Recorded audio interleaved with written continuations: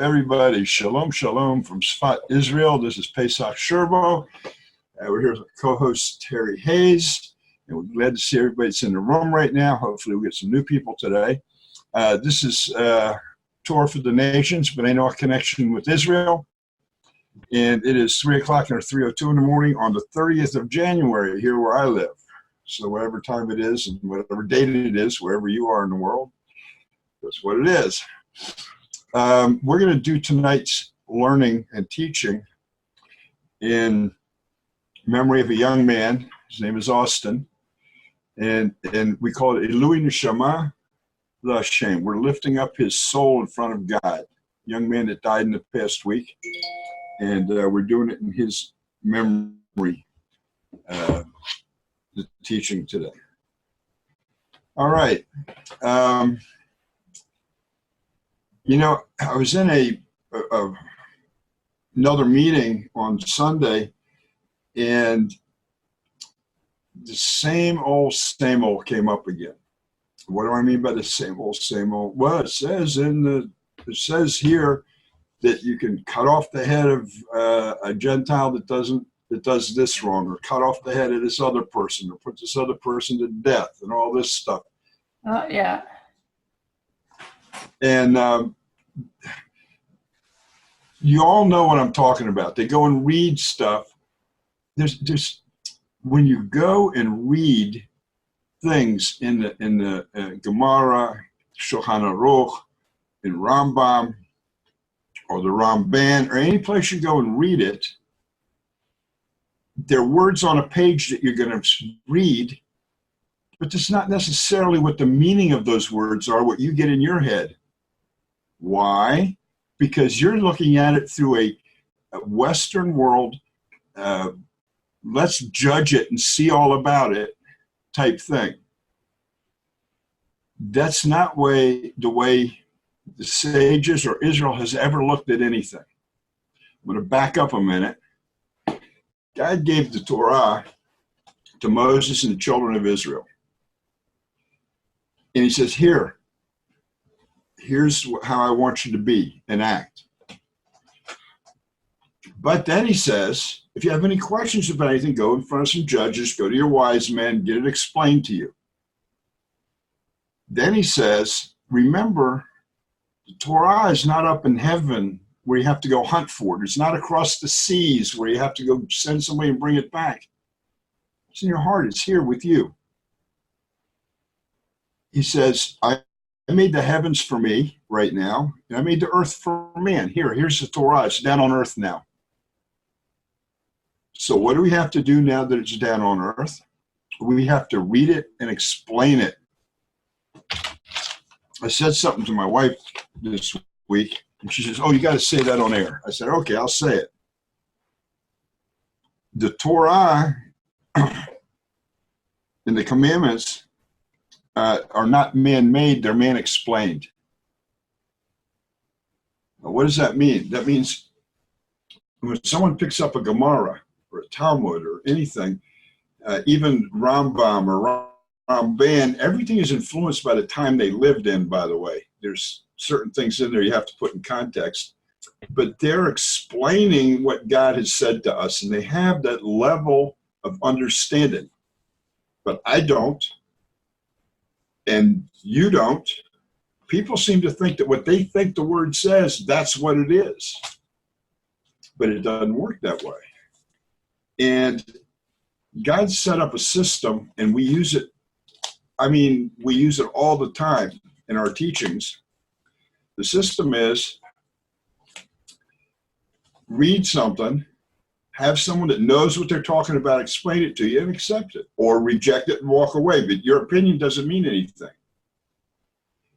This is a very important thing to get used to. This is where humbleness comes into. This has to do with allowing God to put into you the things that he wants you to know, but they're transferred from someone that knows, who learned from somebody else that knows, that learns from somebody else that knows. You know what amazes me about the relationships with God? I mean, it just totally blows my mind that somebody can pick up a book, read it, say, I know. this is the way it is. This is my opinion. Let me ask you a question. If you went to have any kind of surgery on your body done, would you go to somebody that read a book about surgery and says, yeah, I don't have to study. I know exactly what it is. And let them put a knife to you? Well, why do you put a knife in your own brain? The healing properties, the spiritual properties are transferred to you how to think and receive them the way you're supposed to. You got to get your car fixed at a mechanic shop. And you ask the mechanic, well, give me some references for what good a mechanic is. He says, well, I read all the books about fixing the cars, but he's never fixed one. Why do you think doctors, lawyers, well, all these people do internships? After all these years of learning, they're not let loose on people. They do internships. Well, what makes us think as people, as individuals, that we can all of a sudden say, it means this, it means that? Why, God, are you so nasty about this? Why are the Jews cutting people's heads off? You don't even know what you're talking about. And I'm not saying you guys as individuals that are sitting here, but there are people out there that do this all the time. They use this as an excuse for them. Oh, yeah, I'm not going to learn any of this stuff. I don't need to know about it because it says they can cut my head off. What kind of attitudes?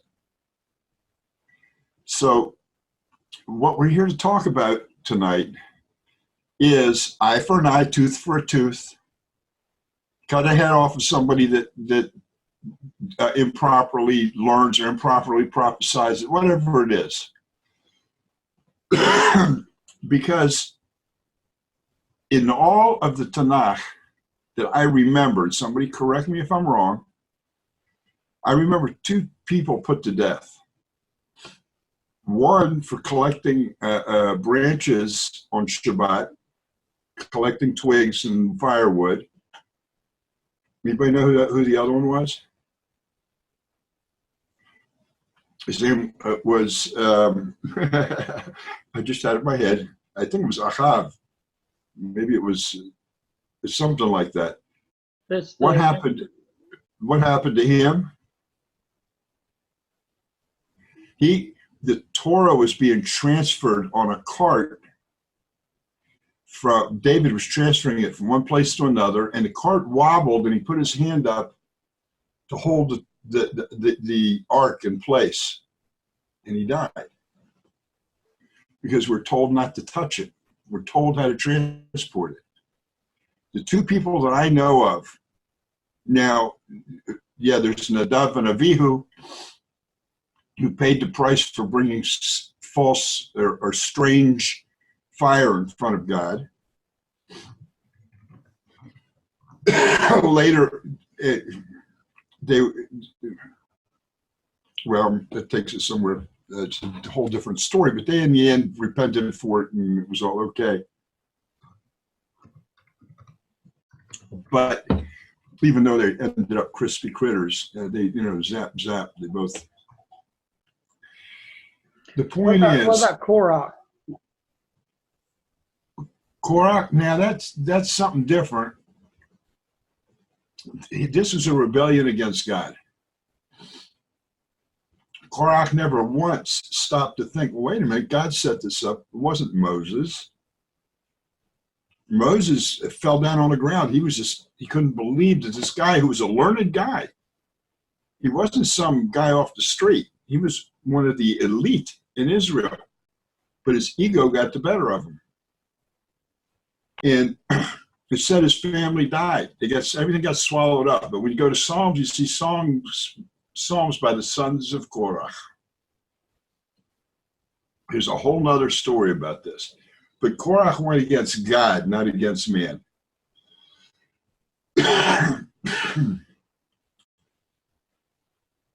It is important to remember that. But if he gives us a commandment like don't touch the ark or don't gather sticks on Shabbat to make a fire, back then there wasn't a court. You guys remember the story of Pinchas and Cosby and Zimri? This is when they were having illicit sex, but right in front of everybody.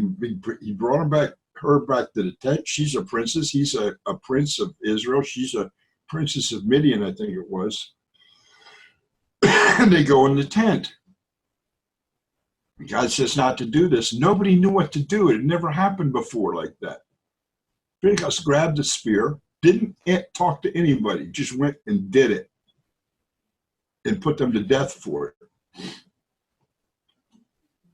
And then he went and apologized to Moses about it. And Moses said, that's okay. I was going to go ask God. I didn't know what to do. We'll always have to go and get an answer what we're supposed to do. But these people, the ones screaming about being beheaded, preach an eternal hellfire. Well, that could be so. I don't remember. Excuse me for the coughing, but I have a little bit of not a little bit, I have a case of bronchitis here. I'm trying to battle. So when you hear that a Gentile can be beheaded for X, Y, Z, well, the Jews have their beheadings and their hangings and stuff too. I'll tell you a little story how the courts work. There was a guy that killed someone else, killed a neighbor or something. I don't remember if it was a neighbor or friend or whatever. And there were two witnesses. There always has to be two witnesses. Nothing can be done on the word of one witness because there's no corroboration of what happened. In the end, he was convicted by the court. And when they have a conviction, there must be a dissenting opinion. It's done by judges. It's not done like it is in the USA. All the rest of the world, when you go to court, you sit in front of a panel of judges, either 2, 5, or 7, depending on the severity of the case. And they decide in the end whether you're guilty or not. You don't get judged by a jury of your peers, because what happens there, you can work them emotionally. So what you did, you can get off scot-free. The judges know what they're supposed to do and know what their rulings are. Now, they came to a conclusion that this person was guilty. But there was a dissenting opinion. In other words, someone has to say, no, he's not guilty. If a panel of judges ever says unanimously, we've decided this person is guilty, the person goes free. Because God says there's good in everybody. If you're not looking for the good inside that person, no matter what he's done, then you're making a mistake worse than what he made. Now, I'm going to tell you that, and this is a recorded story in our history. First of all, a death penalty can't be decided the same day the trial's over with. It has to be at least 24 hours later when the death penalty is spoken out. During that 24 hours, the person's allowed to go home and come back the next day and find out what his verdict is. If they decide he's guilty with a dissenting opinion, they sent guards to get this gentleman. He was out plowing his fields and said, okay, you got to come back. You're guilty, and they gave you the death penalty. And he looked at him and says, you know what? That's not me. That's not me. I've repented for what I did, and I've changed my life. The guards got back to court, went to the judges. I said, where is this guy? He said, we went to get him. He says, it's not him. Why? Because he's repentant and he's not going to do this stuff anymore. The judge says, okay, that's fine. That sounds silly. It sounds really silly. But this is the way things work in God's way of judgment. Believe me, if they didn't, we'd all be guilty of something and none of us would have a chance to repent. But this is the way God works. I doubt that would happen today anywhere except here in Israel, because here in Israel, a life sentence is 20 years. And the people usually get out in 14, 15 years. There is no life sentence without parole. There is no life sentence. as far as I remember from Israeli history, only one person's been put to death since the founding of the state of Israel. His name was Adolf Eichmann. And he was one of the masterminds of the Shoah, of killing people. Uzzah, thank you very much, Uzzah. Thanks, Scotty. I'm trying to remember his name. So that's the only person who's been put to death. And there was a huge, huge outcry here in Israel about hanging somebody. But in the end, after the decision to do this was made, and it went through, had court appeals and Supreme Court appeals, and people did it not because they're trying to save this guy's life. They didn't think it was right that we should do that to anybody. So these people that bring up all this stuff, they don't know what they're talking about, essentially. Yes, it says it, but in every country in the world, they have maximum penalties for everything. And it's up to the judges to enforce or not enforce. I mean, even if you get a speeding ticket or any kind of traffic ticket, you just don't want to pay the fine, you can go to court and you can go in front of the judge, and usually, unless you're just a repeat offender, they'll either, well, you've never had a ticket before, we'll cut the fine in half. Or, okay, we'll change it to a warning this time. The same thing happens in all the cases. In all the cases, the same thing happens. It's just, the case for capital punishment is very weak, because that's, in the end, it's murder. But there's times when it has to be carried out, and there are times, most of the time, it doesn't have to be carried out. So when people start reading about these things, they're looking at the wrong thing to be punished for, because usually most people aren't going to come in front of up in front of the judge. Wait a minute. Good question. What if a man's repentance is insincere? It's not us to judge him. Once, if he says he's repented, that's between him and God now. And he's a tough judge. So I wouldn't like to get involved in that. If he's lying, that's a huge thing. Now, it says eye for an eye, tooth for a tooth.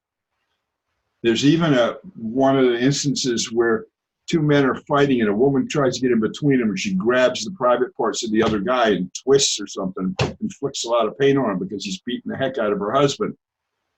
It says you're supposed to cut her hand off for that. There's all kinds of stuff.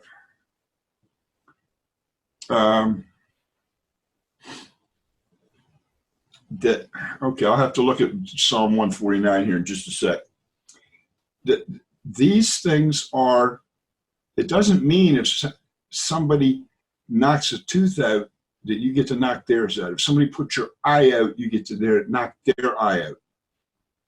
It doesn't mean that. It means, let's say that you got a guy that needs two eyes to do whatever he's doing, his life work.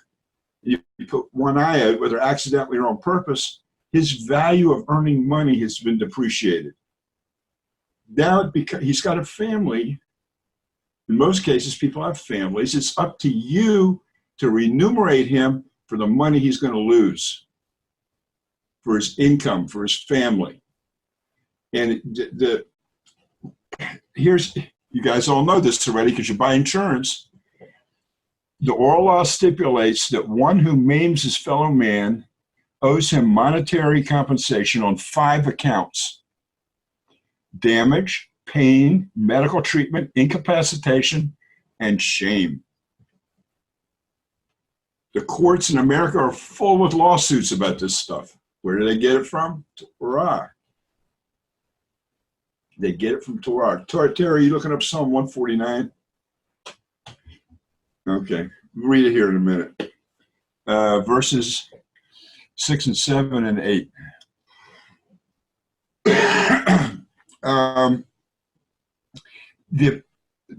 There is no corporal punishment administered.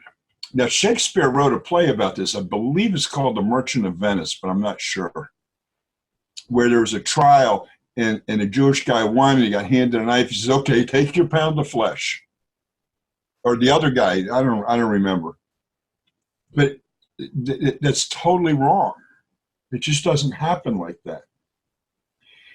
The yardstick on damages is essentially to the extent which a person's value is diminished by the injury. I'm reading you the law library here. And the result, how measured by his value. The compensation for incapacitation, losses incurred by the injured partly as a result of inability to work during a period of recuperation, as well as medical services. This is set down in Shemot 20 and Shemot 21:19. He shall pay only for his incapacitation, and he shall be healed. This is to pay the medical expenses also.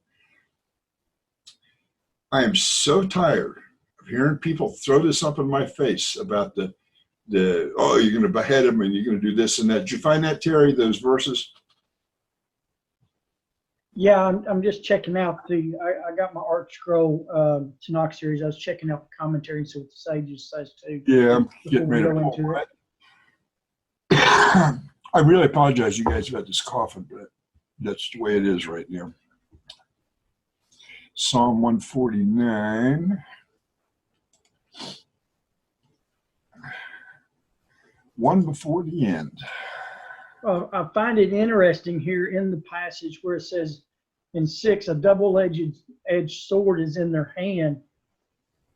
It says literally as plural, mouth. Figuratively, this refers to the Torah, which consists of the written and the oral, which is meant to be transmitted on the oral. The devout use their mouth in two ways to study Torah: by reading from the text and reciting by the heart. This double effort protects them from danger. So this double-edged sword is the written in the oral Torah. Right. I thought that's interesting. What most people don't understand is the Torah, even though it's a book of laws and the way we're supposed to live, is a beautifully written, poetic book that the words go into all kinds of wow, they have deeper meanings, they have the spiritual meanings, and sometimes it says things so we understand it, but when we take it wrong because we haven't been led to do it right. The Torah is a double-edged sword. It has this part, it has that part. Okay, radish. To wreak havoc upon the nations, contentions upon the kingdoms, right? 6, 7. Yeah. In verse 7, to execute vengeance upon the nations, Roddick says, the divine praises sung by the devout will invest them with tremendous power. They will use the power to execute vengeance against the nations who attack and threaten them. Mm. So it's just not going out into the world and attacking. It's the ones who are attacking them is the ones who are the vengeance is on. Right. It's not. Somebody put in here, many who complain are concerned because they will be executed for worshiping Yashka. They're expecting the book of Revelations. Well, you can expect a lie all you want, but it's just not going to happen. And I know they're taught that way. I know it's tough to stop thinking that way, but the people, in America, the rate of anti-Semitism has not gone up. It's staying about the same. And it's about 18-19% that are actively doing things. Those people are anti-Semitic, but it hasn't gone up from 3 or 4. It's still the same as it's always been, those activists. 41% of America is anti-Semitic. Now, where am I getting this? They do polls. They put out questions, innocent questions, and people answer them. And there's an article in the paper about it. But it's not everybody's fault. They're taught this way right from the pulpit every Sunday. But we're not told to go out and avenge God for this stuff. The only people we've ever fought with are people that come against us. They come against us, and even before we go to fight with them, we say, "Can't we make peace? Isn't there something? Why do you think this peace process has been going on so long with the Palestinians?" And every time today, we bombed them in Gaza again because they shot rockets into Israel. They don't understand. If they leave us alone, we're not going to bother them. We're not, because if we were, we could just go in and flatten them, and that's it. Or push them all into Egypt or Jordan, and they're gone. But God doesn't want us to do that, not by might. We're supposed to do things in a proper manner and treat people in a humane manner. I don't know if you know this, but every time we go into Gaza to bomb one of the workshops that makes weapons or missiles, two things happen. First of all, IDF, the intelligence agencies here are pretty good here. They call people's cell phones and say, "Leave this building, leave that." They know where everybody is. Go away. Take your children. Leave. They do it over radio. They drop leaflets. And they give them 10, 12 hours. Then they go in and shoot the stuff. Unless the IDF intelligence, Israeli Defense Forces intelligence, says the bad guys are right there right now. Then they'll send a targeted missile to hit them like they did with that guy the other day in Iraq. We are not an aggressive nation. We just want to live in peace with the rest of the world. That's what we're supposed to do. We're not an aggressive people. We don't celebrate war victories. That's why Hanukkah is the miracle that happened, and not that God had us defeat the Romans that were there at the time. We're God's people, and he said to you, "Go teach the rest of the world how to live this way." And people resent it. They absolutely resent it. And all we do, another one of the questions you get, well, why haven't you been teaching us all these years? Heck, everybody that comes against us today, even these people, these Christians that come against us today, I only ask them one question. Did you ever read your own history? How many millions of people were beheaded and burned and hung by your Christian missionaries over the centuries here in U.S., across Europe and everything? Well, they weren't real Christians. We're the real Christians today. But the guys in the building across the street, they're not Christians either. It's amazing what that way of thinking has done. It's kept people separated. The true way of thinking that God wants brings people together. There's no reason to be separated. Go ahead, Terry. Scotty's got his hand raised. Oh, go ahead. Well, you actually touched on it after I raised my hand, that a lot of times, and you can clarify me if I'm wrong, a lot of times people bring up that beheading position because they're actually anti-Semitic. We have laws dealing with putting people to death here in the Western world. If you do certain things, you're going to be put to death if you're judged by your peers. But it's funny how they always bring up Judaism and the Noahide Laws and I think that's a form, like you said, of being anti-Semitic. I agree with you, Scotty, but you brought up another subject now. If you go back and look, I think last year, 3 people of I don't know how many are on death row across America, thousands.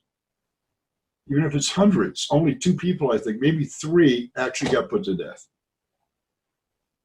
Everything's on hold, this death penalty thing anyway, in America and the rest of the world, except in the Muslim worlds where that's the head chopping people.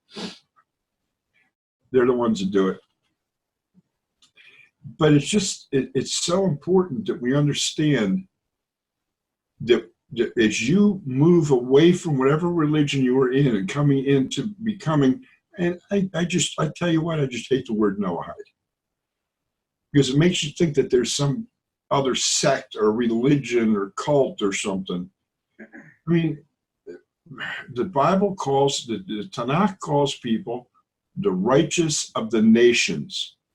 There's two ways to earn that status as far as God's concerned, and as far as Israel is concerned. You just give up the pagan ways, come join with Israel, living the commandment, fulfilling the commandments that you were created to fulfill, not somebody else, but you. If you're not Jewish, you weren't created to fulfill the Jewish commandments. God didn't create you for that. He created you for something else. If you're Jewish, you got to do it at 6:13. He created me for that. I spent most of my life not doing them, and finally got embarrassed in front of God and had to come start doing them. And that's why you see me with the Chabad stuff on. So that's what I'm supposed to do. You don't have to do that at all. You just have to take care of what he created you to take care of. That's like going into work and saying, you know what, I know you're paying that guy over there for doing this stuff and that stuff. I'm going to do it today. And the boss says, wait a minute, I don't want you to do it. I don't pay you for it. It's not right. This is what I hired you for. And you say, I'm going to do it anyway. You go do the other guy's stuff. In most of the cases, you don't get it right anyway. When someone tells me that they're keeping Shabbat or guarding Shabbat and they're not Jewish, I say, oh, really?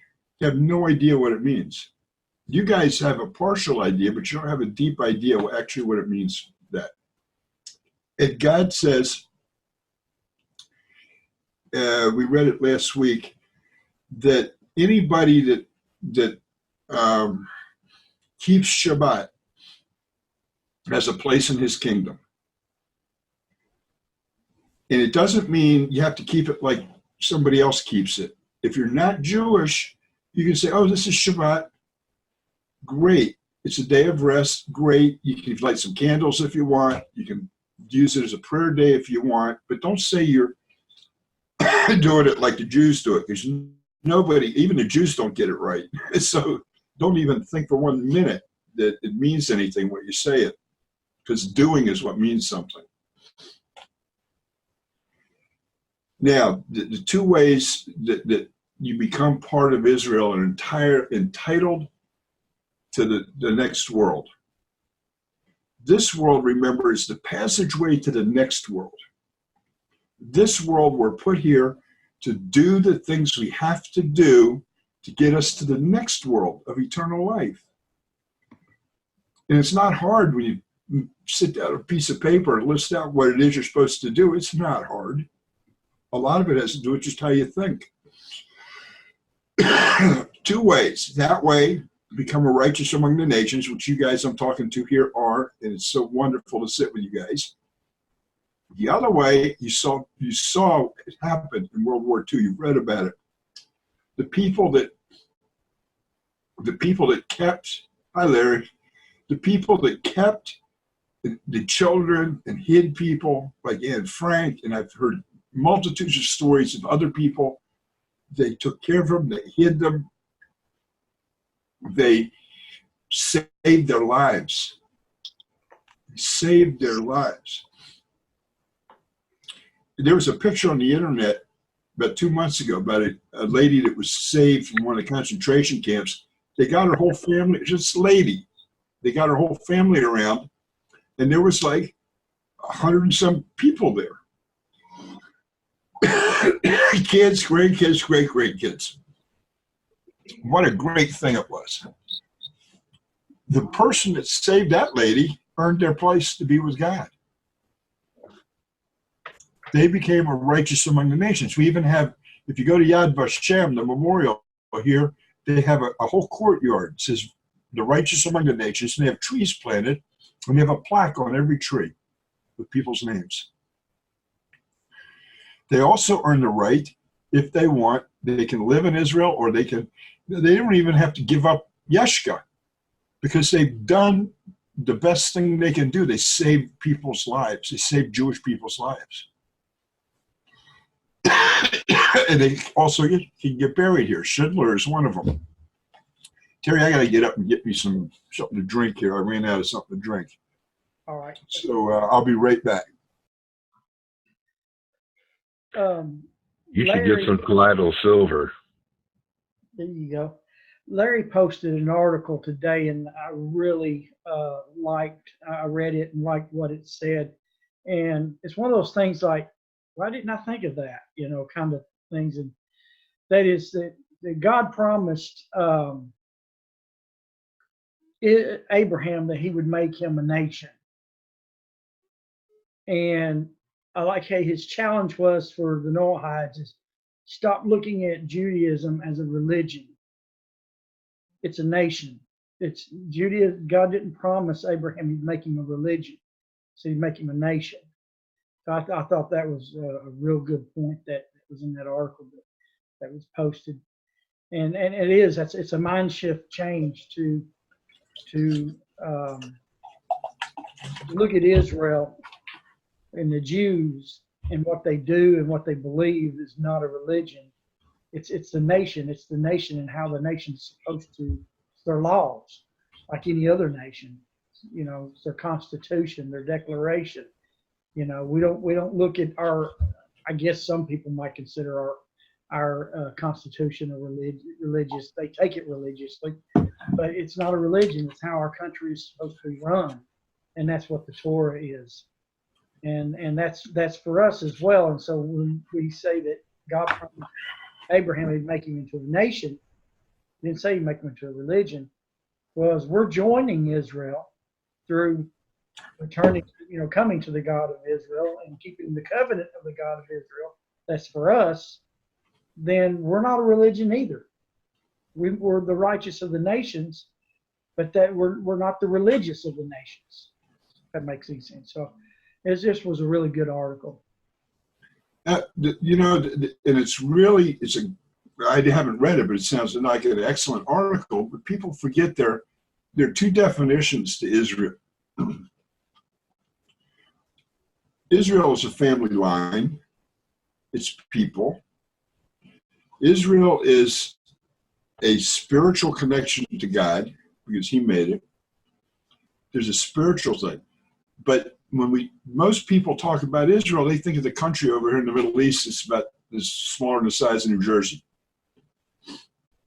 Why do we call it Israel? Because God wants to call it Israel, and that's where he's chosen on Mount Moriah to put up his dwelling place here on earth. So God calls it Israel. But when we're talking here about you joining Israel, the important thing is it's a spiritual joining. You're coming together with the family. You're becoming part of the family of Israel. It's a spiritual thing. Wherever Jews live anywhere in the world, if you've noticed, most of the time they live in groups, family groups. When I was back in the States for a while, I lived in Rockville, Maryland. What did I look for to move into the neighborhood? Israelis and Jews. I wanted to live with my family. Family, spiritually. The state of Israel, those people are called Israel. Not once, not one time in all the writings that God has given us, whether it's any of the writings or the 5 books of Moses, the word religion does not appear. As a matter of fact, as far as I know, there's no word for religion in Hebrew. The word they use, dat, simply means knowledge. Those with the Christian knowledge, those with the Muslim knowledge, those with the Buddhist knowledge. Why do we even call ourselves a religion? Because the world started saying that's what you are. So, okay, you want to call us a religion? To make you happy, we'll do it. But we're not a religion. We are God's creatures, God's creation, the most powerful of all creation. And we're doing what he wants because we're in his image. So if we're in his image, we're supposed to do what he wants us to do. We're supposed to treat other people the way he treats people. How does God treat people? He gives everybody respect. He loves everybody. He's going to take care of everybody. The only time you get a little smack in the head once in a while is when you get really out of line with him, just like any father would do. So we're I'm going to get my head cut off because I once believed in Yeshka. I'm going to get my head cut off because I did this or that, or I'm going to get burned to death. Come on. We're dealing with your Father here. Your Father's not going to do that to you. God's not going to do that to you. And all he does is put this threat in front of you so you might say, you know what? I did this thing I really shouldn't. I'm going to repent, and I'm going to turn my eyes back to God, and I'm going to accept him, and I'm going to be humble enough to understand what I'm doing. Now, this thing about study, constant study. Let's go read deeper this. Let's go read deeper that. Do you know how long it takes to learn just one little part of one of the books that you're reading or these other people are reading? You can't do it. You have to go back and just read what other people have learned about it. You're not going to come up with anything new. We forget one thing. Any single thought that goes through our head is not a new thought. It's all been done before. It's all been seen before. We're human beings. Everybody, I don't care. Well, back in the Middle Ages, they didn't think like this. Of course they did. Back in the times of the tribes, they didn't think like this. Of course they did. The only difference between them and us is technology. Nothing else. You're sitting here, we're looking at it all over the world. People are sitting all over the world, gathered together for a meeting. They couldn't do that back then. So they sat around a campfire at night, but they had the same discussions. We didn't suddenly get smarter because we've been around, because we're further up the line. And we're in the year 2020 instead of year 1 or the year 550 before the Common Era. Human beings are human beings. We have the same ability. Again, technology is the difference. So, but we think, man, I got this idea. This is good. I'm going to do this. Da, da, da, da. You know how many times other people thought about it? And probably at the same time you're thinking about it, who knows how many people around the world are thinking about it too. So you're not unique in your thoughts. You get to guide where you're going with your thoughts. And God gave us the guide to do. And he gave us what to learn and how to learn it. And some people just can't handle that.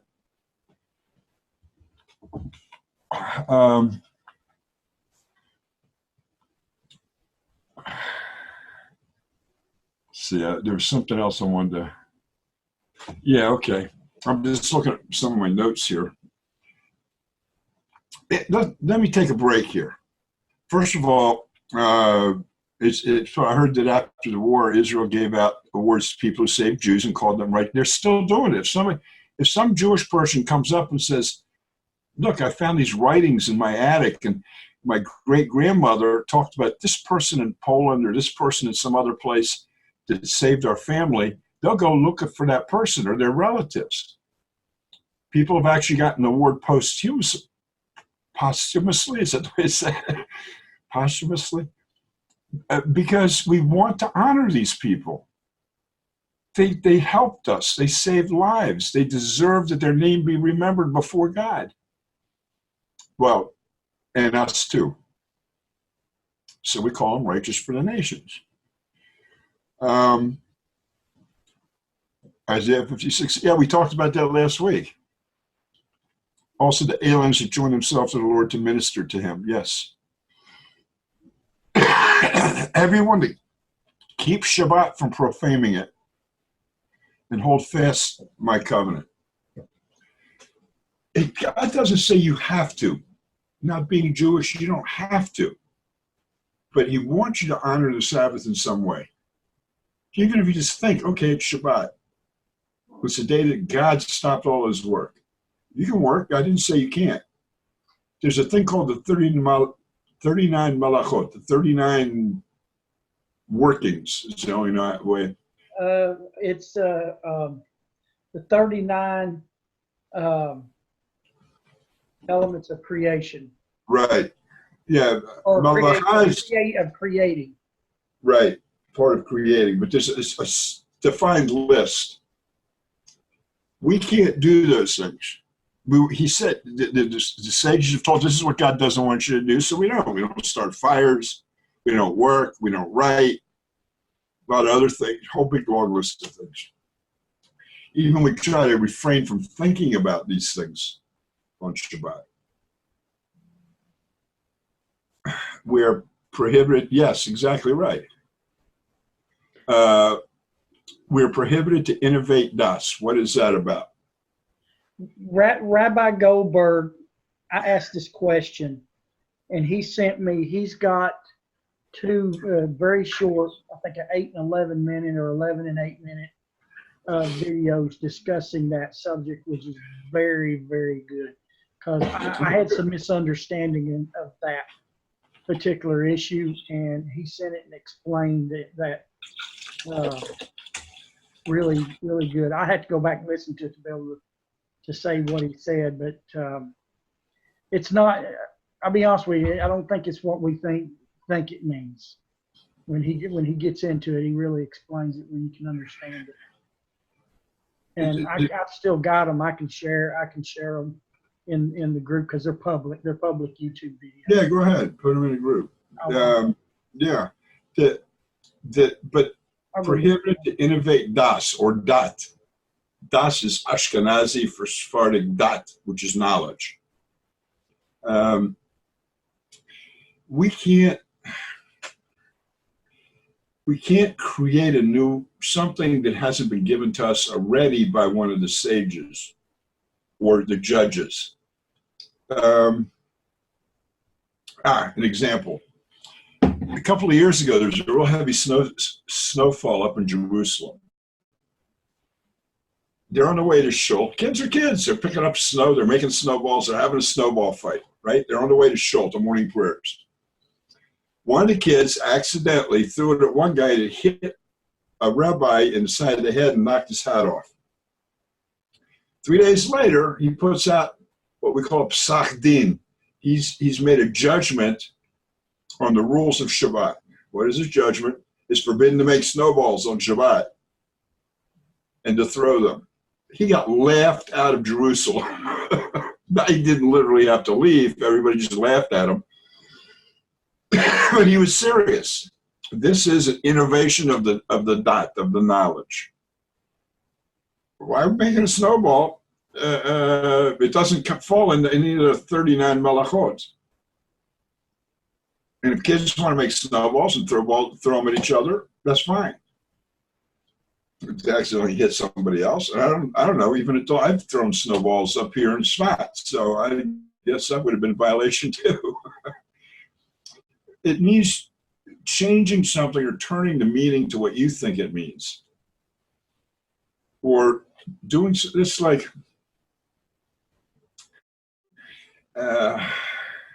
It's not if you, as a righteous Gentile, decide you're going to light candles on Shabbat and you're going to pray to God as you light them.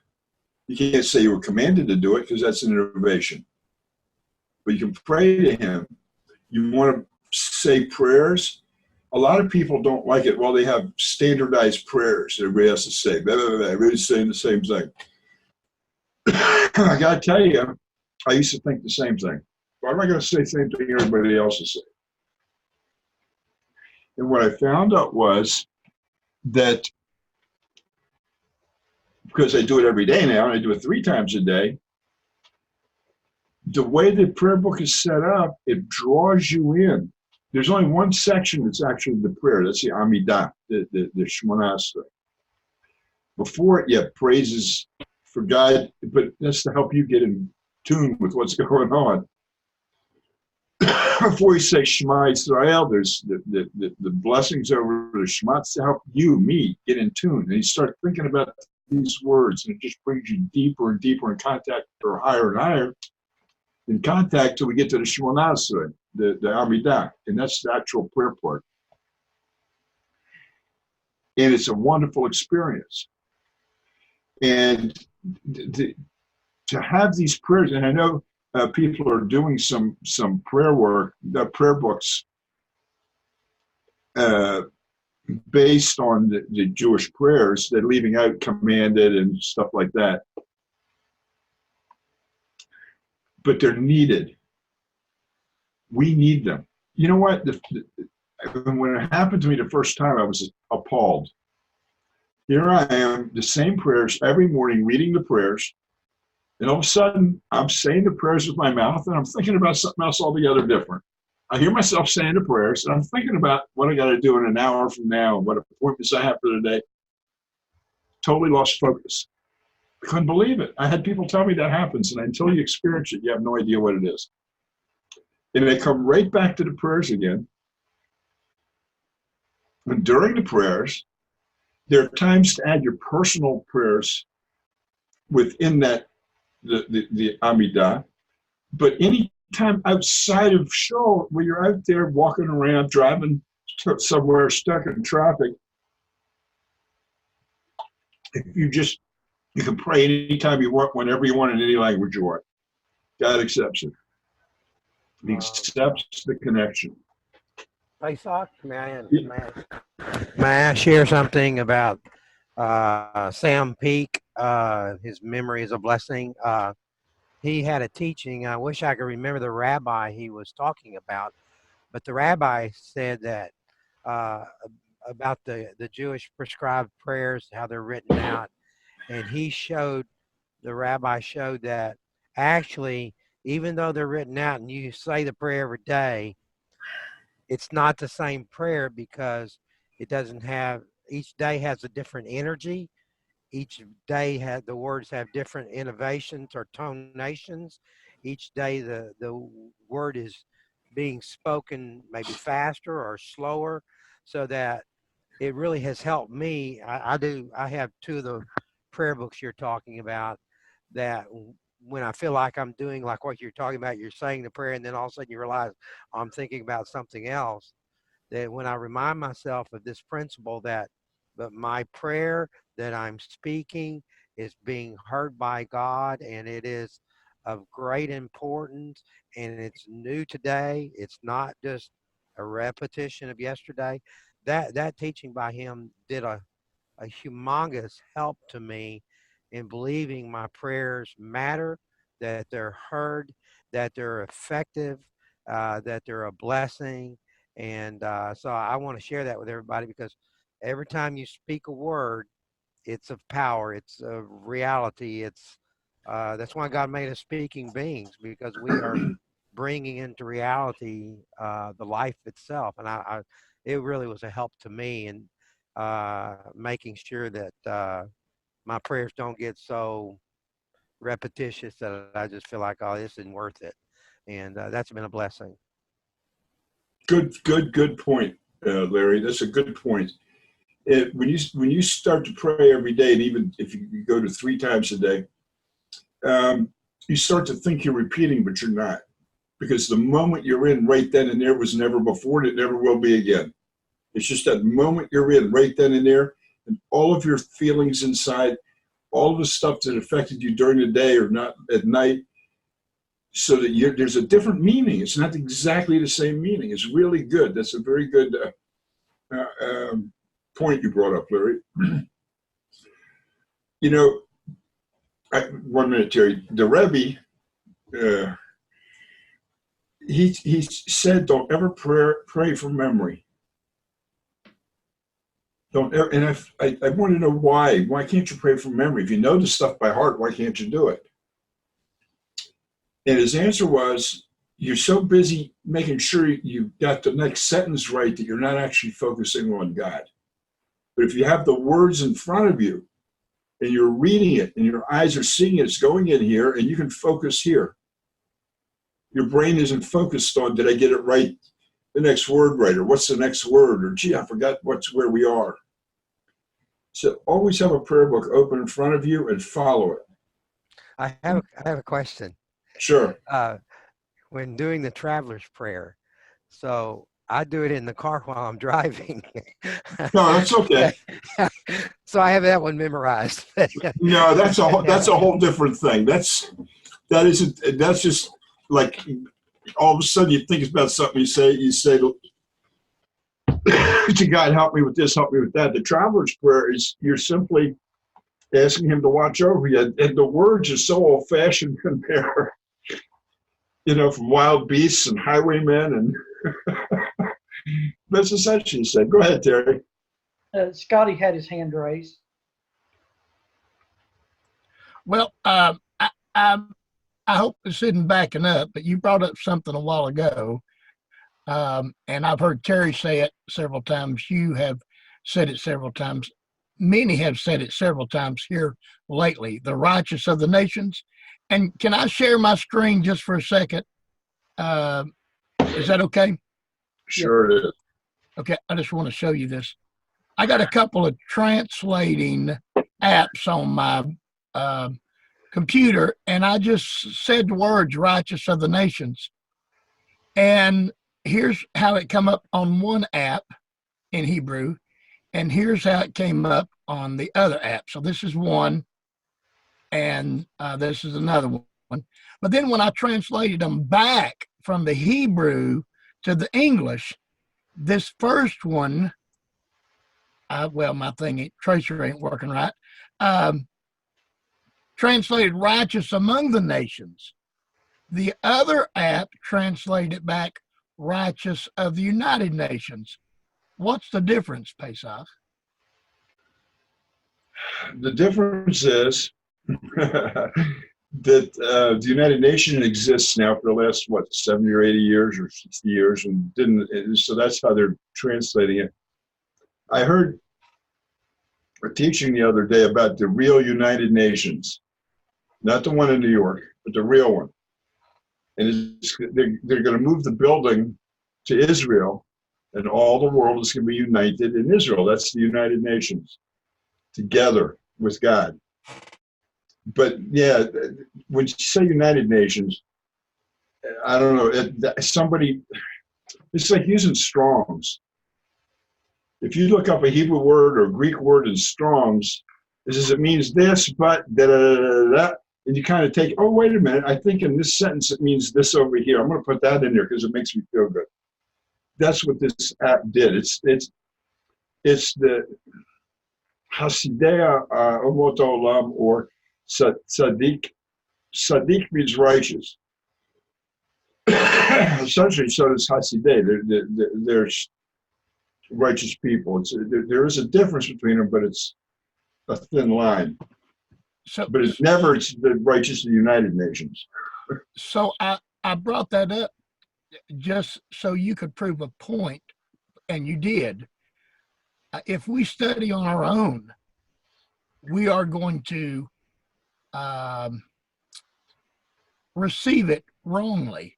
We need a teacher to reveal which is the truth. We need somebody like you. Did I make that point right? You certainly did. So that's why I wanted to show that. Depending on where you get your information, you can see almost anything, but we have to go to you. I'm going to use you an example. Okay. Okay. Thank you, Scotty. Look, since you brought this up and something came up in my head that I was thinking about earlier today, that people that are not Jewish put too much emphasis on the title rabbi. I'm going to say this again. They put too much emphasis on the title rabbi. Now, I don't mean to demean anything or anybody. The truth is, every yeshiva booker that graduates yeshiva takes a test and he gets a diploma. He's a rabbi. It's like a BA, Bachelor of Arts. It's a general diploma. Just because he says rabbi doesn't mean he knows anything about what question you're about to ask him. I'm a teacher. You can ask me questions I'm not going to know the answer for, but I'm going to know where to get them. And I've been teaching, working with non-Jewish people since 2002, 18 years, but I don't have the title rabbi. And I never, because I didn't choser for tshuva until like 3 years ago, I really don't have time to do all the studying that it takes to do it. Although I go to classes and learn stuff, but I know more about the Noahides than most rabbis. Not all, but most. And sometimes when you ask a rabbi a question, or you walk into a Chabad house somewhere and ask a question, their thinking has never been in that direction before. So right away they get, oh, you asked me this question, let me go look it up. And they're going to give you an answer, more or less, whatever they can grab on that moment. So one of the important things about choosing a teacher is that the person knows whether it's rabbi or teacher, that they know what they're talking about. As a rabbi, that's a spiritual thing. If he's head of a congregation or something else, it doesn't mean he knows everything. It just means he's a spiritual leader.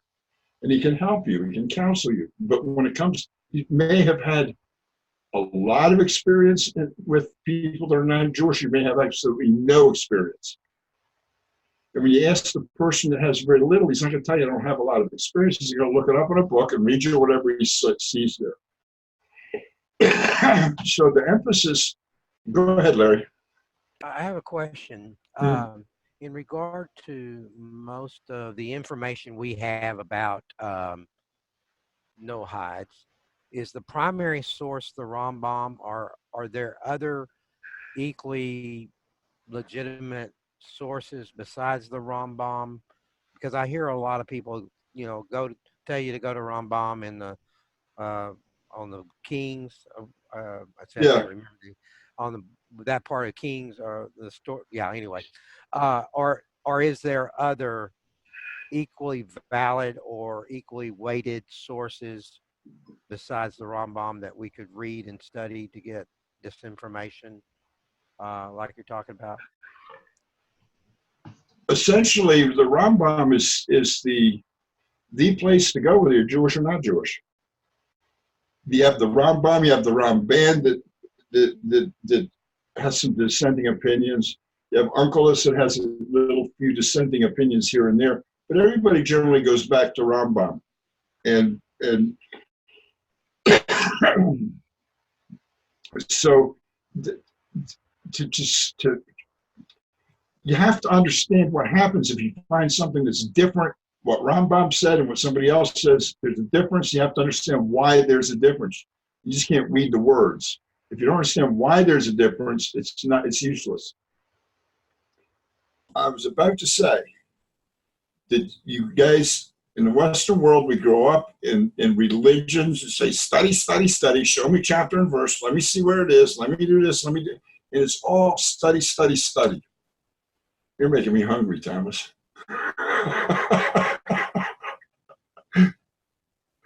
Sorry, I haven't ate since breakfast.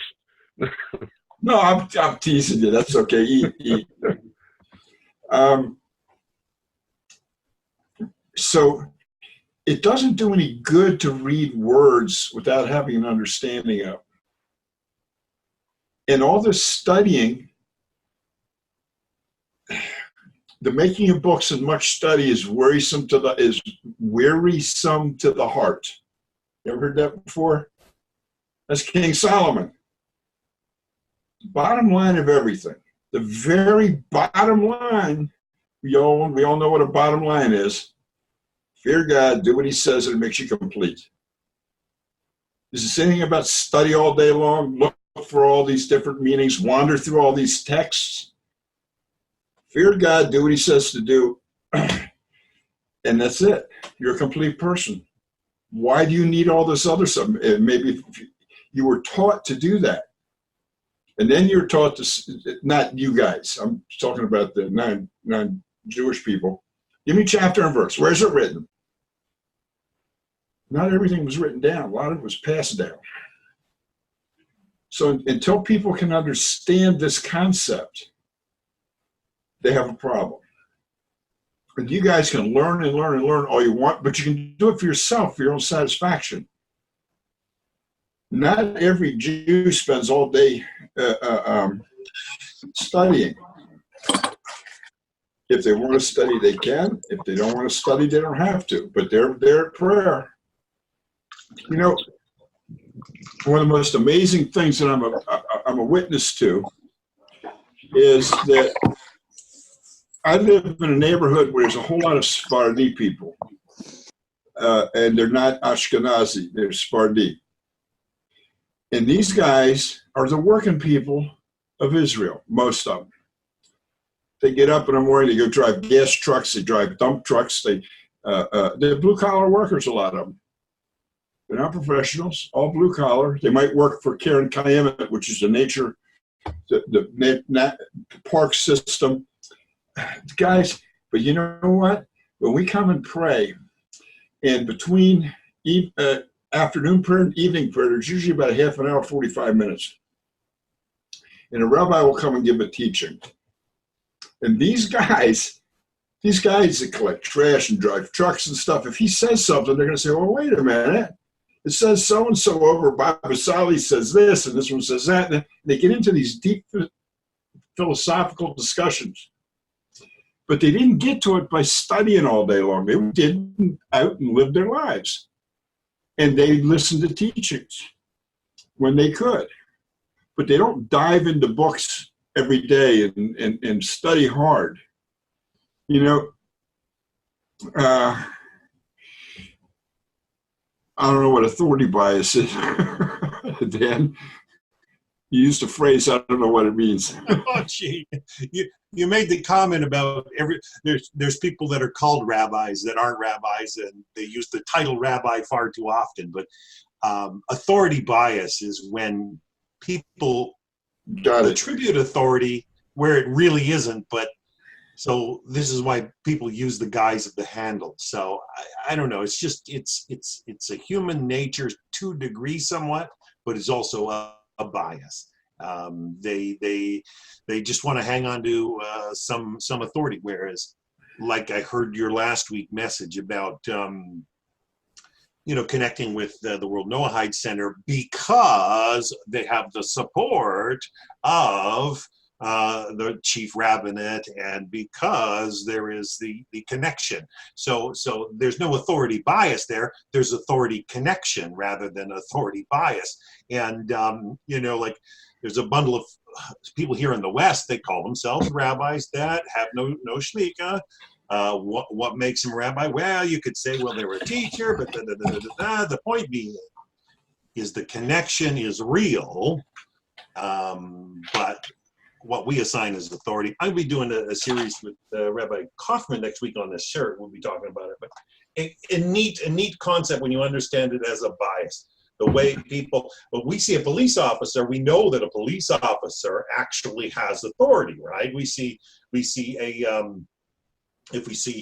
see a state trooper and you get pulled over, you've got to recognize his authority, right, in general. But in the U.S., apparently there's a lot of people that pull phony pullovers, or it's considered, though, isn't it not a federal offense to impersonate an officer? Imagine if it was a federal offense to impersonate, a religious. Yeah.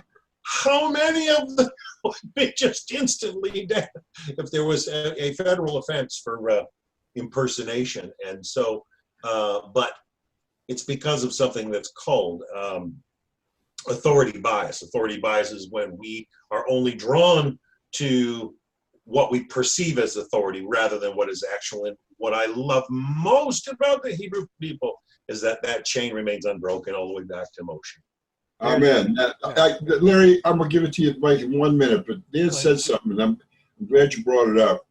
When I talked about our connecting with the Worldwide Noahide Center, I have been searching for a place for years that is connected to the chief rabbis, that the people that are there are honest, sincere people that are working to bring the righteous of the nations, Noahides, if you will, together as a group, as a whole. There are too many groups out there, and it's the I'm sorry, I got to say it like this, is the old Christian thinking, oh, you don't think like I do, so I'm going to start a new group. There's a million groups out there. Some of them are just so they're deadly for you.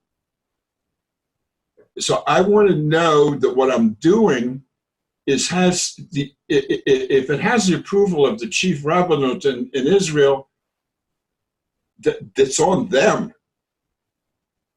It's on them. They're telling me, yeah, it's okay. So I take that as, in quotes, smicha. I take that and I pass it on to everybody, and I try to make people understand what's happening in this movement is terrible. So what's happening is it happens in every religion. And this is not a religion. This is walking with God. There's a huge difference. All these other people that say they walk with God are walking with false deities and false idols. Like the end of the book of Judges, where they did what was right in their eyes. Exactly right. Because they thought it was so great. Here you're connecting with the one true God. He calls himself the God of Israel. He's our creator, and he is all that exists. And everything we pretend, it's like playing pretend house when you're a little kid, or cowboys and Indians, or we're just playing with pretend and we don't understand it. And it's deadly. And people are getting drawn into these different movements and these different people, and anybody can find a rabbi to get behind them. If they present it in a logical, good thing, oh yeah, that's a good idea, let's do that. Yeah. You have to be careful. Go ahead, Larry. There's a very good article I encourage everybody to read on Chabad.org about the history of the term rabbi. And it's really good. You can just type it. I think you can find it pretty easy. But Chabad.org, they have a very good history timeline of when this word rabbi really began to be used and what it meant back then. Second, the guy who started the seminary I went to in Fort Worth, Texas, was a brilliant man. He read a book every day. He had a photographic memory. He had a great sense of humor. And he said, the doctor on the front of your name is kind of like the curl on a pig's tail. Just because you got more pig doesn't mean you got more, just got more curl doesn't mean you got more pig. So I agree with the idea of title, the idea of terms that we use really aren't the substance of what we need. It's exactly what you're talking about, Pesach. The substance must come from their life of action and the spirit by which they share what they know. Thank you. There's something that was said about me and my wife the other day. It wasn't bad. It was good, but it's only partial. And I'm saying this because I was supposed to get back to the person that said it and explain this, but I might as well say it now because it doesn't make any difference. Nobody knows who said it. But we're in a recommendation to somebody. They told that Shira and I are good for ethics. If you want to talk about ethics, talk to us, but then find yourself a rabbi for other stuff. I want you to know that if you can't talk to a rabbi about the ethics, you can't talk to him about the other stuff either.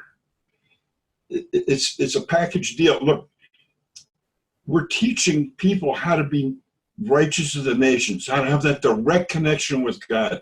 We're trying to teach people how to think in that direction. And until people stop thinking the way they're thinking now, it doesn't change. We're all human beings. The Jews can, okay, I walk out the door and I'll say the same, oh, look at that person over there, he's wearing goofy pants. Right away judging people as you come out the door, I find that I don't do that anymore. Shira doesn't do that anymore. We used to have a little game, who's wearing the goofiest clothes when you're out of the house. Just it's a game. We don't do that anymore. The point is, when you need someone to be your guide. Someone to say to you, look, this is good, this is bad. Yeah, read this book. Yeah, enjoy that. But you need a guide. And a guide has to be someone that is, the Hebrew word is minuseh. He's been there, done that, and knows what he's talking about, he or she. And just doesn't have a little bit of book learning, and just because they have the title in front of their name, if you go to a doctor today, and you go to someone that's specialist in heart, and you say to him, Doctor so-and-so, I have a foot problem. He's going to look at you and say, why are you here with me? You got a foot problem, go to a foot doctor.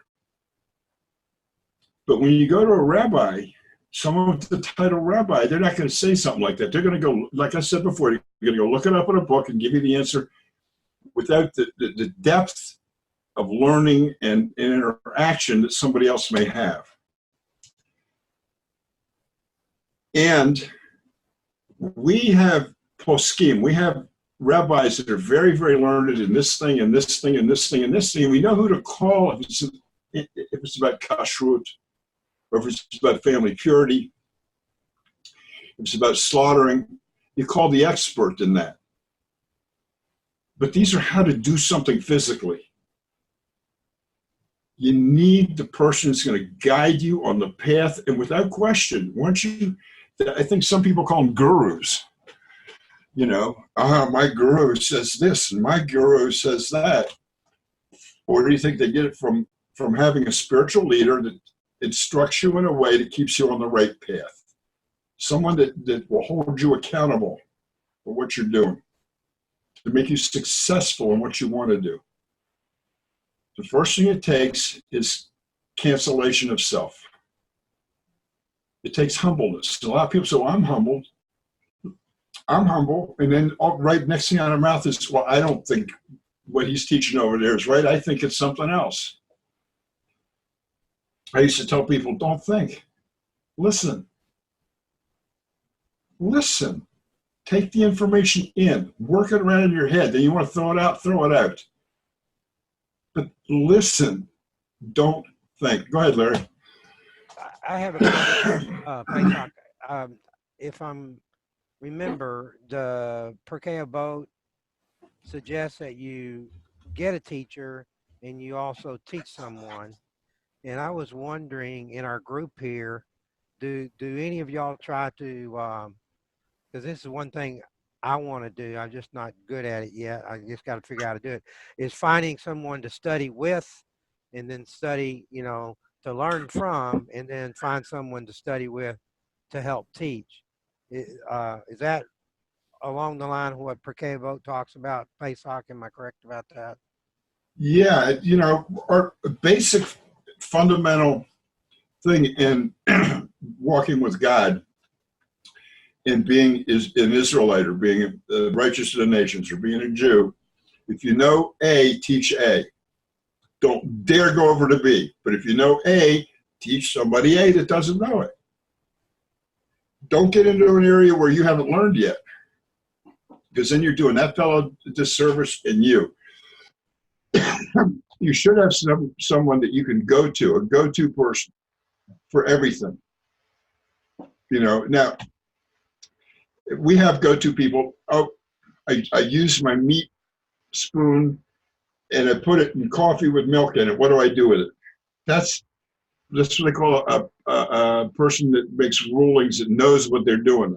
And I would have to call the guy that knows about kosher laws, and not the guy that is snipping kids at a Brit Milah, because he's not going to know about it. But Larry, when you want to teach A, if you find somebody who wants to learn A, teach them A, but don't go deeper than A. One of the basic rules that I use in everybody I communicate with, I don't ask a question before it's asked. Someone should, through the teachings, come up. Judaism, being a Jew, being an Israelite, you're allowed to question everything. There's nothing. Korach, when he went to Moses, had done it in a questioning manner and received the information back, you would have been okay. But he became argumentative. He was putting his own opinions in there. When you, just like what I'm doing here, one second, Dan, then I'll give you the mic. You come in here with me, I won't debate with people in here. Take the information, don't take it, throw it down the toilet, burn it, do what you want with it, but there's no debates. And if you can't even take a minute to think about what's being said, what are you doing listening? If you don't run it through your head. Go ahead, Dan. I just wanted to make a point about questioning. There's a difference between asking a question and questioning. Like, we're not here to grill other people, especially a learned rabbi. And I think to keep the open door and show the honor that's due, there shouldn't be. Questioning is derogatory in common modern day terms, but asking a question, it's a question of, the whole thing's a question of our approach. If we're approaching, and I find that I've met a few people that come from Israel or are still in Israel. The more I'm getting involved in this, the more I see they don't differentiate. And here, specifically in the West, there's a distinguishable difference between asking a question and questioning. And I find that it's proper. Is it not ethically proper to ask a question of a learned rabbi? But questioning, I find I've met people from Israel, and I don't want to start saying Hello? heaven forbid. Did you lose me? Yeah, we lost you for about a sentence. My concern is questioning. So I just don't agree with questioning a rabbi. I mean, asking a question, there is a distinguishable difference. And, it's tough to know the hard attitude of anybody. But I try to avoid the testiness. I don't have time for it myself. When I meet people, if somebody's questioning me, I just either that or I'll hammer it hard, right? I'll hammer it hard. They're not going to get a positive response. If they're asking a question and we're having dialogue, that's different. I sit in this class. I'm thankful that you guys are open. Heaven forbid I ever take that for granted, so questioning within ourselves, that's a personal thing. I guess, am I incorrect? Because I see plenty of people in Israel that I'm getting to know slowly. They don't see much of a difference. And, I wouldn't go to my employer and question them. The difference you're making there, for me, is a subtlety. I just, I'm sitting here thinking about what you said and trying to figure out what would be considered questioning and what would be considered a question. I guess questioning is something that's antagonistic, I would think. Yeah? Okay. Well, one example, and I won't name any names, but I've heard it. I've had it said a few times from people out of Israel. Now, maybe you can help me with this, because I get my fur gets up when somebody says, "You misunderstand me," and I'm like, "You can't know that. You can't know I misunderstand you. You can't say that, And it's just like claws are out, and to me that's questioning and not. And they don't know the difference. It seems sometimes, and. When I mean honorable rabbi, the wisdom's just oozing out. You know it. There's Shekinah shining from them. They're real. And they listen before they speak. But when somebody says, you misunderstand me, it's pretty commonplace. I understand in Israel that it's kind of the way they'll debate the points. But I can't tell you misunderstand me without knowing. Here's a test. Oh, you misunderstood this question. Like I don't know. I just find that that's questioning rather than asking a question. And a lot of times it's either I get my back up or is there a question here, No, I agree with you 100%. As a matter of fact, it happened to me today it's a long story, but a lady called me to try to convince me that the changes they want to make with Shira at work are proper, and this is the reason they're proper. And I said, no, they're not. You're not going to make changes. And she kept me on the phone for another half. Finally, I had to get very gruff with her to get her off the phone. Then she calls my wife and says, where's your husband doing something angry with me for? But he didn't understand what I was saying. And I told her, I understand what you're saying. The answer is still no. I said it 4 or 5 times. And people will not accept it. So I treat them like I treat insurance salesmen that call me. Everybody's got a new insurance policy. Pushy telemarketers, yeah. Yeah. Yeah, but it got me bad. Go ahead, Bob.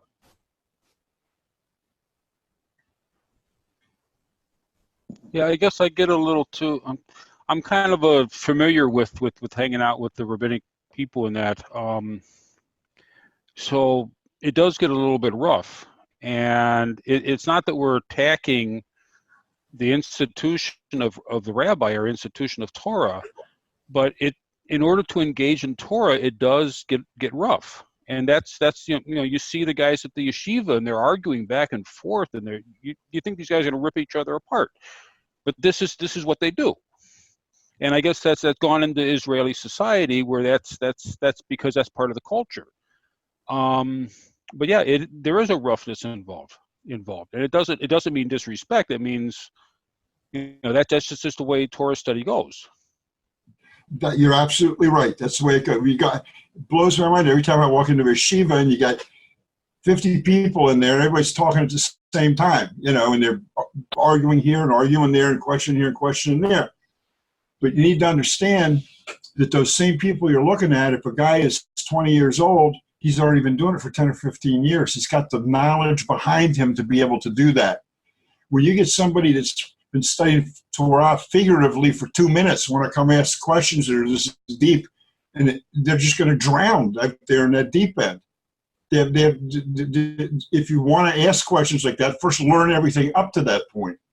See, this is the whole thing. People I'm just going to dive into the deep end. Whatever happens, happens. Somebody's going to save my life. So the people don't have the right. Go ahead, Terry. That's kind of like the issue that I messaged you about.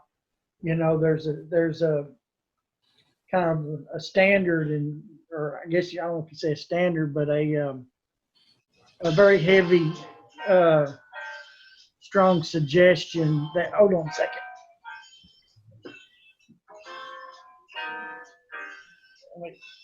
Well.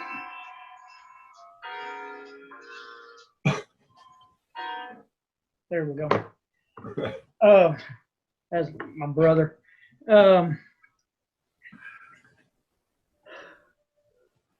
What I learned when I was studying for conversion, one of the things that they often said, it's kind of a thing in Judaism. I hate using the term because it's a man needs to be at least 40 years old before he studies Kabbalah. A lot of people have problems with that. And so really what that is saying is that a person needs to be well versed within the Torah that person is required to do and keep before he gets over into the deep things. If he doesn't know what he's supposed to do and know all the ins and outs and has studied all of that, then he really doesn't need to be studying something deeper, because he's going to make mistakes. Am I explaining that right? You're explaining it right, but one of the biggest problems is they don't understand the thinking behind the answer that they're asking for. Right. And they have no way in their own brain to put it together unless they've taken the steps to learn it. Right. And seeing that, and I was bringing that point up. One of my Noahide pet peeves is Noahides. They get a couple Noahide books they read, and they can Noahide Law 1, 2, 3, 4, 5, 6, 7. They go right down the line. Now I'm ready to study Sabbath. Now I'm ready to study kosher. Now I'm ready to study Hanukkah or the holidays. But yet, if they can quote the 7, that's really about as far as they can go. And now they're ready to jump in. And I just guess that's so ingrained in my psyche from where I studied so long for conversion, is back up, learn, know the basics, know what's required of you before you jump into all this other stuff. And I was pondering this today, and And it just came to me when we look at our 7 laws and what they're designed to do. And you go back, they're designed to make the world a better place. Our laws are communal, meaning for them to really be fulfilled, you need to be involved with the world. You need to be involved with the community around you. The more I got to thinking about these permitted mitzvahs, they're personal. They don't have anything to do with making the world a better place. They're personal. And so I feel like, and my personal feelings is, and that's like everybody else has got to know, is we need to major on the 7 and their details. The other things, they're personal. The 7 is what's going to change the world. And that's when we go back to Genesis 8:22 and we look at that's where I see our duties, is Genesis 8:22. That as long as the earth exists, there's seed time and harvest, cold, winter, and it doesn't cease. It continues on, and our job continues on with seed time and harvest, as I say it, is break it down to that. And so I just kind of see that same thing as the Jews saying, don't jump into Kabbalah until you really know what the Torah, study the Torah until you got it. Then you can get over here into the mystic. And I kind of relate that as a similar topic between Noahides and the permitted, the 7 and the permitted. That's just, something that I've been thinking about today. That's very, very true. Most people think, okay, I'm going to be a good person, and they go out and they do all these things for other people, do all this stuff. But you know what? That's not where your focus is supposed to be. Your focus is supposed to be inward, fixing yourself. As you fix yourself, you can fix others, but you better work on yourself first and know that you yourself are doing what God wants. You fear God, you follow what he says to do, and it makes you complete. As you make yourself complete, then you gain the ability to help others be complete. It's not the other way around. Bob, you want to say something? Or Larry did. Altogether, very interesting. Number one, people forget that Judaism, Israel, is an Eastern mindset. Everything from the Mediterranean West is Western mindset. All our education, our enlightenment through Europe and over into America is based on Western thinking. It is different, doesn't have the same basis whatsoever. And so when we in the Western world try to think I can pick up Torah or pick up any book written by any rabbi and I can read and understand it, I've already started off from the wrong perspective completely. That's the first thing. I had 3 things I think Terry mentioned that kind of, but I'd like to share this. Scotty told a story this past week. He posted it about a guy asking him questions. I'd like Scotty to tell that story again because I think it's a good example of what Dan was talking about and what we're talking about now. Learning to listen, earn the right to speak because you've taken the time to listen. What you said earlier, Pesach, we really do gain a right to speak once we've listened. Scotty, you want to tell a story about the young man who came and listened to you, if you don't mind? You're going to have to refresh my memory, Larry. I've slept since then. Was that something I posted this week? Yeah, huh? Yeah. Well, it may not be. It just may have shown up on my feed this week. A guy came in, you were teaching something, he started asking you questions. And you had You're talking about, did you come to listen or did you come to show me how to do it? Is that what you're talking about? Yeah, exactly. Yeah. Well, he referred that he come to show me how to do it, and I politely told him where the door was. So is that, now that's back when I was a Christian. I was more bold back then, So. Well, I'll share one story and then I'll be quiet. When I was in seminary, I was struggling with the idea of eternal security and how to explain it. I was taking a class in the book of Hebrews, which, is very big on certain doctrines, and this is one of the doctrines. And so I made the mistake first of raising my hand in class. I didn't realize you don't ask this professor questions.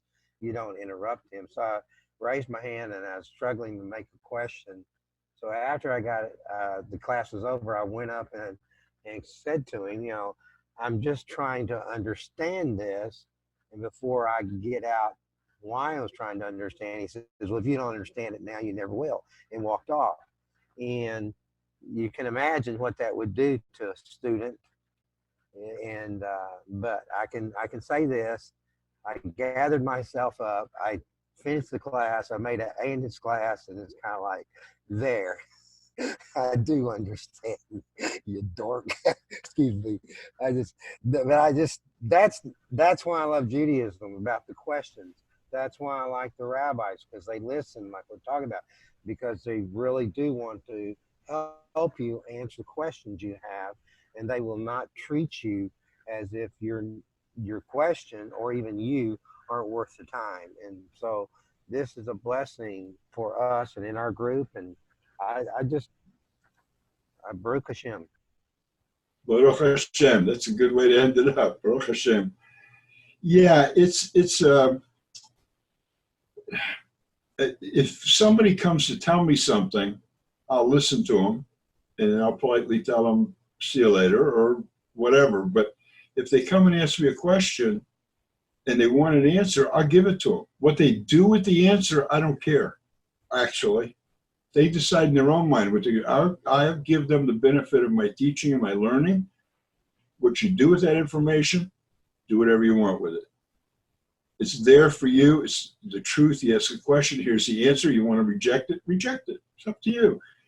Understand something. God allows us to ask him all kinds of questions. If God allows someone, I'm going to share something with you, and this is getting a little deeper. I want to say it real quick. Do you know why other religions thrive?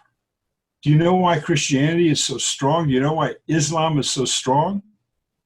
Because God, if somebody wants to believe in something like that, God says, you want to believe in it? I'm going to show you more and more so you'll believe in it. But that you have to find a way back home. If you think that whatever you believe is good, he'll give you some more of it. He's waiting for you to turn around and say, okay, I'm done with what I'm thinking. Now let's go with your thinking. And that's a hard thing for most people to do. Go ahead, Terry. Could that be one of the understandings of the passage of 145, that he opens up his hands and gives the desire of all of his creatures? Meaning that even if we're desiring something that's probably the opposite of him, he will still grant that desire? Yes. If he didn't, we lose the ability of free choice. We lose the ability or his promise that we have free will to choose what we want to do.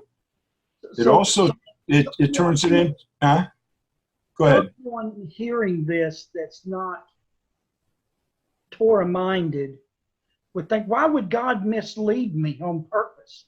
It's not a misleading. He's just granting a desire.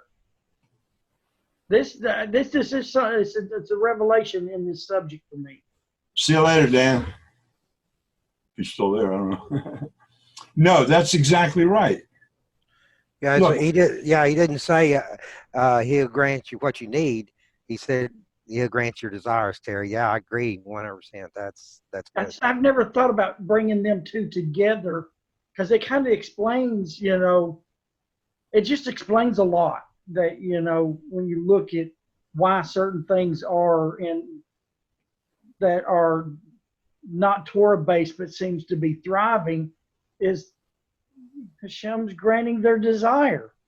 Well, but the reason he's doing it is so that we end up with free choice. If every time we made a choice it wasn't in his way and he slapped you or he punished somebody, then everybody would quickly learn, well, I really don't have free choice. I just got to do it this way. Now, the Torah portions we did last week and this week are a perfect example of that. It says in there, God hardened Pharaoh's heart. Pharaoh had to have those 10 plagues put upon him. God made him more stubborn or whatever. This is what you want? Okay. You're going to get what you want. He didn't say, okay, because I don't like you, I'm going to make your heart hard. He says, this is what you want. You can have some more of it. And that's exact, and it's to teach us a lesson. And this week's Torah portion starts with, he tells Moses, come with me to the Pharaoh. He doesn't say, go to the Pharaoh and tell him these words. He says, come, bo. And we're going to go to Pharaoh. Those few little words are such a lesson for us. Wherever we go, he's with us. He's standing there right beside you, beside us, whether we're going right or we're going wrong, he's still there. It's not like he's, I don't know what you're doing. Go do whichever you want to do. And it's pretty cool. Those Bo, come with me, God tells Moses and Aaron. We're going to go visit the Pharaoh. Now, it was also to bolster Moses, for him to know that, here, I'm right there with you when you're in front of this guy that's the ruler of the world right now. But I'm ruler of everything, so I'm stronger. But if you want to have a hard heart, he's going to let you. And he may even make your heart a little, reinforce it by doing things. The only example I can think of in everyday life is every single one of you, when I say this next statement, is going to think of somebody's name. There's people that when you see them or when you talk to them, you're annoyed as heck by this person. This person bothers you. And every time they come, and they may want to be, here's a cup of coffee, here's this and here's that, and you say, it's annoying. You're annoying me. Well, who's annoying who? You are allowing your heart to tell you you're being annoyed by this guy when that person is trying to do something good for you. But you get annoyed every time the person walks in front of you. This is how Pharaoh was. And God said, you want to be annoyed? I'll give you more annoyment. So it's a good lesson in everyday life. Understand the choices we make. Understand the choices we make on our, may trickle down, impact all of mankind. Thinking the way Joseph did, how can I do this against God and sin against God and man? That's true. But we have to keep our focus. That's why fixing the world is fixing yourself. There's a trickle down effect. It actually is. So you can go try to fix all the other people you want and fix all the laws you want and fix this and fix that. But if you haven't fixed yourself, you've done nothing. Absolutely nothing. This whole idea, the whole walk with God is for you personally to get through this passageway on this earth to go into the next level of life where we're not going to be bothered by all this stuff. You want Gan Eden, you want paradise, it's right here, right now where we are. We just don't see it yet because our minds haven't gotten us there yet. We don't see it yet because we haven't allowed God to take control. That's why in the end, he's going to send a Messiah who's going to get everybody thinking the right way. And then we're all going to go on to the next life together as a group called Israel.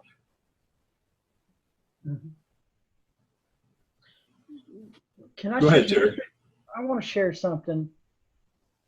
I feel like Rabbi Goldberg on Sunday gave, to me, it was a very profound statement. And actually, I've shared this with some guys I work with this week. And we know in Torah, Torah that God constricted himself. As the creation is within him, he constricted himself and made room for the creation. And so Rabbi Goldberg said this, and it ties in with, because this really ties into helping correct ourselves and repairing ourselves. said, God gives us space to live. We need to give space for others to live. I just found that was a very profound statement. I wrote it down. And I was thinking about today, you talk about that annoyed person. I've got that one person at work that irritates the far out of me. He doesn't annoy me. It just things he does irritates me. Total different mindsets. So I've been really working on, at first it used to just frustrate me so bad I come home and wouldn't be able to sleep. And Pesach, you've really helped me in teaching us things. I'm getting past this. And so today I was thinking, when I had certain situations with him, I've got to give him space to live. And when I backed off of myself to give him space to live, it helped correct myself. Right. And I just That's right. To me, that was a beautiful statement that he gave. It's something I'm working on. I really like that. Give someone else space to live. You're right. It's just the understanding that person that's annoying you so bad, he was created in God's image just like you were. God's allowing him to live. You allow him to live. Someone has some goofy opinion. That's okay. God hears that opinion too, and he's not bothering the guy. Why do I have to? What does it bother me for? Get angry at some statement somebody makes, some white supremacist or whatever it is, or a bunch of people that's spreading hate now. Hate's a big thing in America now. It's just people outside of America. In America, you guys don't see it maybe, but we talk about all the time about the hate that is in America now. It's no longer about being an American. It's about hate between people. It's not what's good for America. It's I hate this, so it's not going to be. And unfortunately, all things going on in the American government is letting the rest of the world see that Americans aren't so great. You got hate there. They're hating each other. This is what happened just before the Civil War in America. And people can't see it. They become blind to it, and God leaves them blind. He's not going to do some miracle to change their mind. They're going to have to change their own minds. Man has always done that. Whatever cycle we're in now, it's human beings have been there and done that. It's in the first time. So God just waits for us to go through the cycles, and the time is clicking off to the coming of the Messiah. It's that simple. Now, you want to walk with God, or you don't want to walk with God. Now, some people say, well, I'm walking with God. And well, are you following what he says to do? That's the only question you got to ask. The Creator, the one that made all of us in his image. Look, I in my own head, I liken all of creation to something. It's like when a woman is pregnant, she's making room in her body for another human being to grow. God had to make room in whatever, in himself, for us to exist. We can't exist outside of God, so we have to exist inside of God. Where do we get our nourishment from him? Where do we get everything from him? Just like a fetus gets from its mother growing in the womb. And that's what we're doing right now. We're growing in the womb. The birth comes when we go into the next level of life. But we're still connected to God. We're part of him. Just like when your kids grow up, they're still you. They're still you. And when your grandkids grow up, they're still part of you. Part of you is in them. Just like when God created the first man, part of him went in there, and part of him has been in every single person born since then.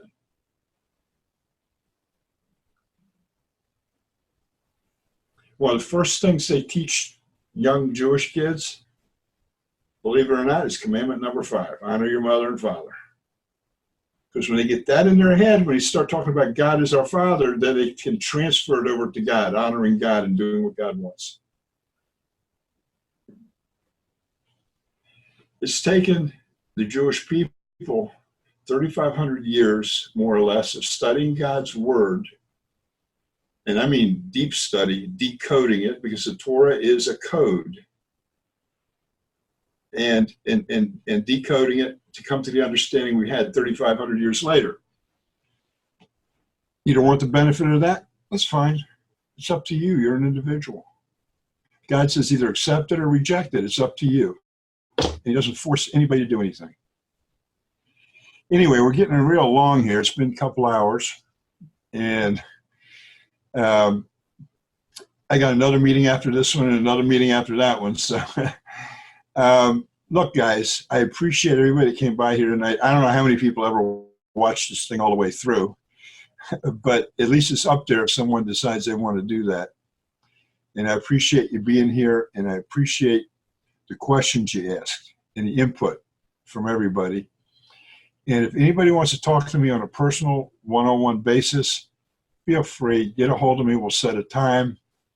I know yesterday, Shira talked to 2 different women. They set times. And today I have like 3 or 4 different people I'm meeting with, individuals that want to ask questions. So if you want to do that, fine.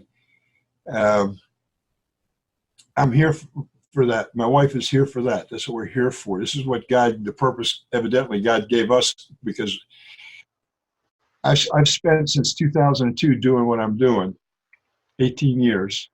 Shira's been with me the last 6.5 years of it. And she came out of